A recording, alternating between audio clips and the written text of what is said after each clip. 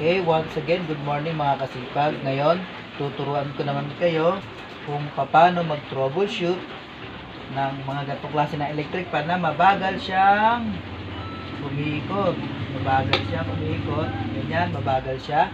Kadalasan, mostly, kung ganyan siya kabagal umikot, siyempre, dalawa lang yan, pwedeng bushing niya, or shafting, or capacitor. Pero pagka ganyan umiikot naman siya, kalimitan yan ay capacitor lang kasi yan. Bibigyan ko kayo ng tip kung paano siya maayos. Gamit lang itong capacitor. Ito kasi kalimitan nasisira dyan kapag medyo matagal na, bumabagal na ikot ng ating fan. Okay.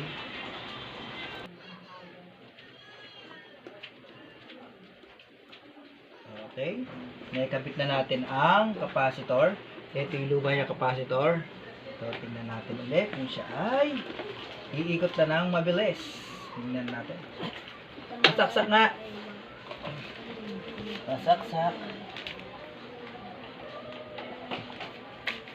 Okay. Yan. Sinaksak na natin. Tingnan natin kung siya iikot na. Ayan po. Napakabilis. Ang lakas ng ikot niya, mga kasipag. So, yan lang po pagka-troubleshoot niya. Kapag medyo mahina, hindi sara ang bushing, hindi siya kumakalog. Pero, hindi siya umiikot ng mabilis. Ito lang po yan.